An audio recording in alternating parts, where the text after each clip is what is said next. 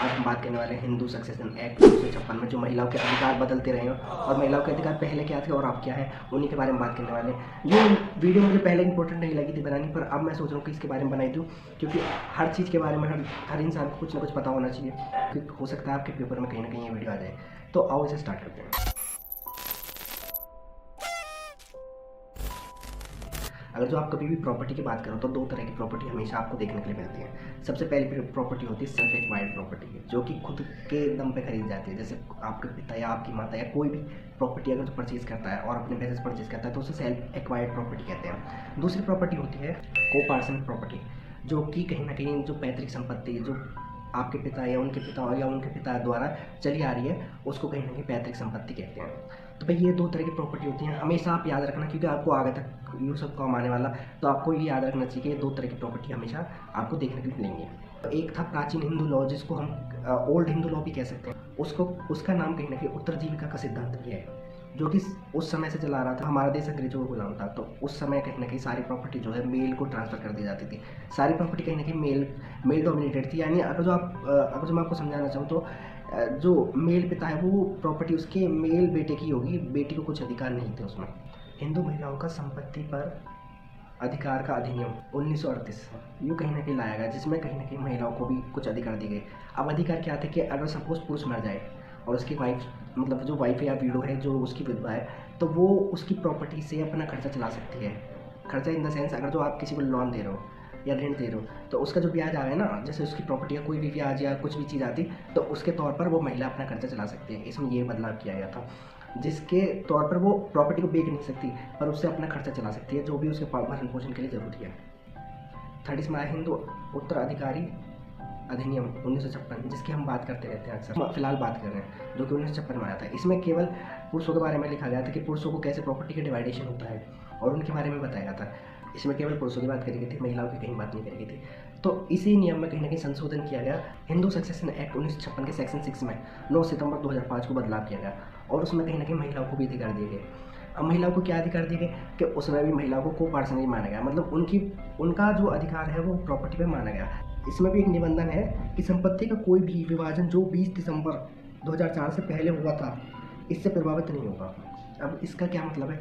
इसका ये मतलब है कि कहीं ना कहीं जो 2004 से पहले 2020 दिसंबर 2004 से पहले जिसने प्रॉपर्टी बांट चुके हैं, यानी किसी ने अपनी प्रॉपर्टी जो बांट दी या बेटों को दे दी या उनके नाम लिख दी, अगर तो कोई भी केस ऐसा आता है तो उसके मामले में कोर्ट कुछ नहीं कर सकता, क्योंकि वो पहले से ही बांट चुके हैं या उनके पिता दे चुके हैं। तो ये एक उपबंध था जो 20 दिसंबर 2004 के बारे में बताता है। तो इसमें कुछ 4 इंपॉर्टेंट केस आते हैं जिनके बारे में हम बात करते हैं, पर उससे पहले मैं आपको एक चीज़ दिखाना चाहता हूँ। हिंदू उत्तराधिकार संशोधन अधिनियम 2005 में क्या क्या बदलाव हुए थे, तो आप एक स्क्रीन पर देख सकते हो ये बदलाव हुए थे।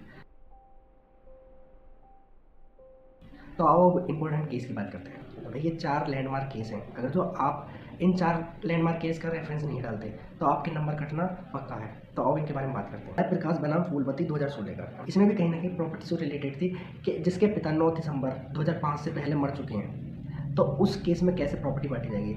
तो इस केस में सुप्रीम कोर्ट ने जो निर्णय दिया था वो थोड़ा अटपटा सा था, कि इस केस में सुप्रीम कोर्ट ने ये बताया गया था कि 9 दिसंबर 2005 से पहले जो मर चुका व्यक्ति है उसकी कहीं ना कहीं प्रॉपर्टी में जो डॉटर है उसका हिस्सा नहीं होगा और वो ना उसकी मांग कर सकती है।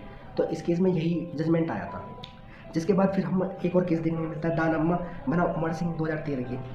अब उमर सिंह केस में भाई आप देखोगे तो ये जो मैंने आपको पहले केस बताया प्रकाश बनाम फूलवती, ये पूरी तरह से उलट दिया गया। मतलब इसमें ये कहा गया कि जो महिलाओं का अधिकार है वो जन्म से ही होता है प्रॉपर्टी में, जो उसके पिता की प्रॉपर्टी है, उसके पेरेंट्स की प्रॉपर्टी, उसमें जन्म से ही बेटी का अधिकार होगा। तो ये भी एक लैंडमार्क केस हुआ। फिर इसके बाद विनीता शर्मा बनाम राकेश शर्मा 2020 का केस आया, जिसमें जन्म से ही अधिकार होता है, मतलब पैतृक प्रॉपर्टी जो मैंने आपको पार्सली प्रॉपर्टी बताई थी उसमें उसका कहीं ना कहीं जन्म से ही अधिकार होता है। तो ये थोड़ी विचित्र सी बात लगे मुझे, थोड़ा हमारे इंडियन सिस्टम की थोड़ी विचित्र सी बात लगे कि महिलाओं को इतने अधिकार दिए जा रहे हैं। कहीं ना कहीं फैसला मुझे लगता है कि ये पेरेंट्स को होना चाहिए, उन्हें प्रॉपर्टी किसे देनी है, उनको महिलाओं को देनी है, अपने बेटों को देनी है, अपनी बेटी को देनी है, तो ये कहीं ना कहीं फैसला पेरेंट्स को होना चाहिए। ये थोड़ा मुझे गलत लगता है, इस लॉज की जो रूल है मुझे थोड़े गलत लगते हैं। फिर इस केस में बता दिया कि पैतृक संपत्ति में कहीं ना कहीं डॉटर का जन्म से अधिकार होगा, तो ये हमारा बता दिया विनीता शर्मा राकेश शर्मा के केस में। फिर इसके बाद आया अरुणाचल गोंडल बनाम पुत्र स्वामी 2022 केस में। इसमें कहीं ना कहीं एक लैंडमार्क केस इसलिए है क्योंकि इसमें हमारे सारे डाउट क्लियर होने वाले हैं। इसमें सबसे पहले 2 जजमेंट दिए गए इसमें। उसमें बताया गया कि पैतृक संपत्ति हो यानी को पार्षणिक संपत्ति हो या सेल्फ एक्वायर्ड संपत्ति हो, दोनों में बेटी का अधिकार पूरी तरह से होगा। इसमें ये पहली बात तो ये बताएगी। दूसरी बात इसमें बताएगी कि जो संपत्ति है उसका बंटवारा कैसे कैसे होगा। अगर उसको बंटवारा कराना लगे तो उसका बंटवारा कैसे कैसे होगा, तो इसमें बताया गया है हिंदू सक्सेशन एक्ट सेक्शन 15 में के हिसाब से जो भी दिया गया है उस हिसाब से बंटवारा होगा। तो भाई आप देख सकते हो किस तरह से थोड़ा फीमेल ओरिएंटेड चीज़ें हैं इसमें। मुझे लगता है कि थोड़ा फीमेल की फेवर में ज़्यादा है, मेल क्राउड ना होकर ज़्यादा फीमेल ओरिएंटेड थोड़ा लॉ है।